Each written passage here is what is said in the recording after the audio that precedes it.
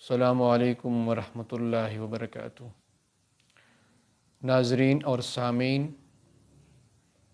اس سے پہلے ہم جادو کی واپسی کے بارے میں تفصیل سے گفتگو کر چکے ہیں۔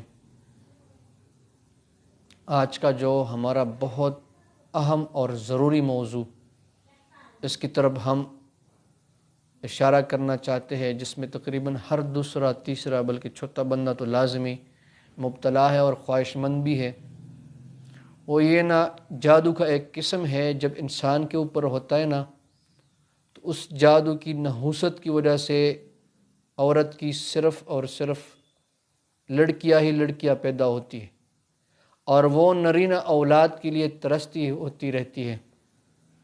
آج ہم آپ کو نرینہ اولاد کے بارے میں بہترین اور تفصیلی اعمال بتلائیں گے، جس کے کرنے سے الحمدللہ ہمارے تجربے میں لاکھوں لوگوں کے وہ گود ہرے ہو چکے ہیں۔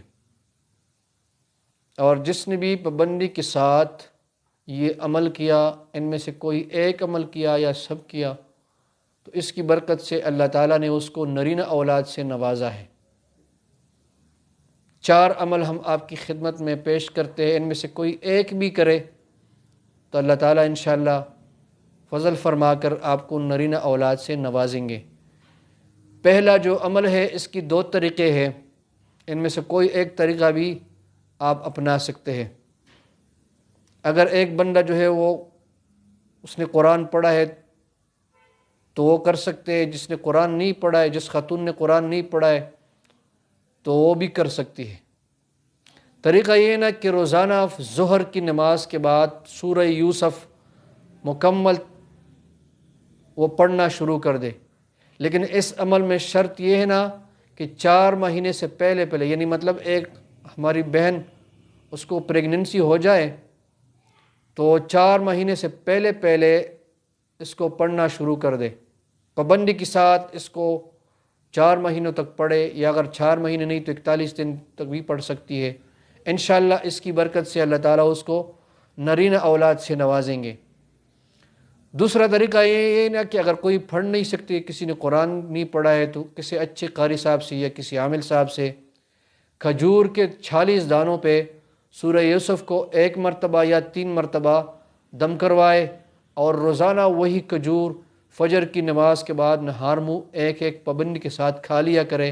انشاءاللہ میرے رب نے چاہا تو نرینہ اولاد سے نوازیں گے۔ دوسرا جو عمل ہے وہ ہے سورۃ الطٰہٰ کا۔ سورۃ الطٰہٰ بھی نرینہ اولاد کے لیے بہت ہی مجرب ہے۔ فجر کی نماز کے بعد اور سورج نکلنے سے پہلے اس سورت کو پڑھنا ہوتا ہے، روزانہ پابندی کے ساتھ 41 دن تک روزانہ اس پوری سورت کو پڑھ لیا کرے۔ انشاءاللہ اس کی برکت سے اللہ تعالیٰ نرینہ اولاد سے نوازیں گے۔ تیسرا جو عمل ہے وہ ہے رب لا تذرنی فردا وانت خیر الوارثین۔ یہ 100 دفعہ عشاء کی نماز کے بعد اور سونے سے پہلے میاں بیوی دونوں کے لیے یہ لازمی ہے۔ 100 مرتبہ بیوی پڑھ لے گی، 100 مرتبہ میاں پڑھ لے گا، اور پابندی کے ساتھ 41 دن یہ عمل کرے۔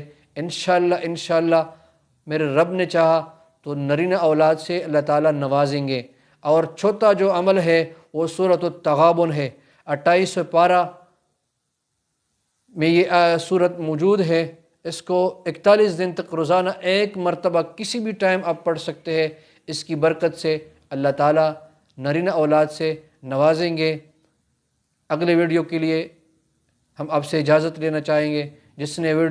جس نے چینل کو سبسکرائب نہیں کیا، سبسکرائب کرے، لائک کرے، شیئر کریں۔ اللہ تعالیٰ ہم سب کا حامی ناصر ہو۔ السلام علیکم ورحمۃ اللہ۔